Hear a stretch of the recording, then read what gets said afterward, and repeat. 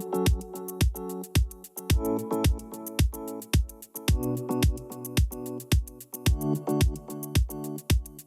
guys, welcome to our B.R.O test. I'm your bro Marvin.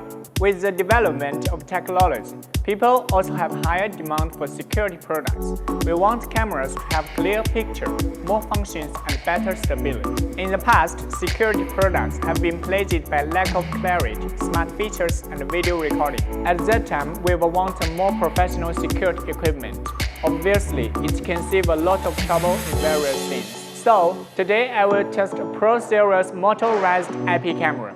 It is equipped with Long's new solution 5XRL200. This series cameras are equipped with high-quality motorized lens, solid starlight sensor, so it have clear picture, stable performance, and more intelligent features. In order to show you the performance more intuitively, as a contrast, here we take a similar camera from another brand. Both two are 2-megapixel camera and equipped with motorized lens, and both two support WDR function.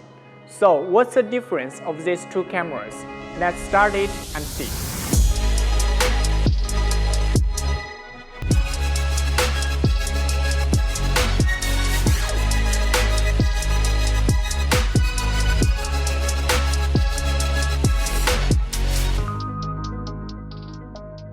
As usual practice, firstly we will test it in outdoor environment with sufficient natural light.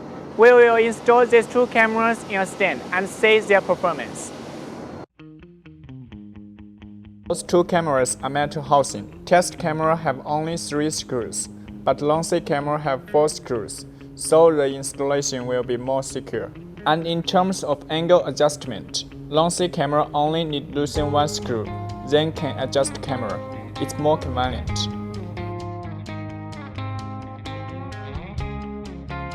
Now we have installed these two cameras here. Let's check its video quality in a well-lit environment. This is image of two cameras in a well-lit environment. We can say the image color of Long's camera is closer to true color, but the image of test camera has too much purple color. But anyway, the image difference between two cameras is not obvious. For camera length, Long's camera can adjust from 2.7mm to 30.5mm, but test camera only from 2.8mm to 12mm. So Long's camera can see wide angle and longer distance. In an environment with sufficient light, we can say Long's camera can see more details because of bigger zoom range. This is advantage. And how about their performance in low-light environment? Let's move to next scene. For a second scene, we choose an indoor environment without windows. Then we can check these two cameras' performance in a no-light environment. In order to build a low-light scene, now we will turn off all light in this zoom. When the camera detects that the brightness of the environment below the threshold, it will turn on the infrared LED automatically. When infrared LED turned on, camera will transfer RGB color pixels to black and white pixels, which means higher light input. Then can show more details in dark area, and image brightness and tolerance will be better and has less noisy point. If you just want to see colorful video, you can also turn off this function in settings.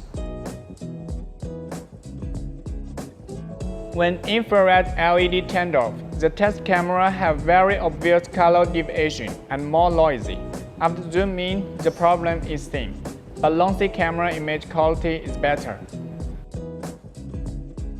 When infrared LED turned on, both two camera stabilization be better, but test camera image is obviously overexposed. Then let's see intelligent detection performance of these two cameras in no-light environment. Let's see detection sensitivity firstly. When target and warning error, Long's camera gives alarm and records video immediately, but test camera seems slow to answer crossing line detection.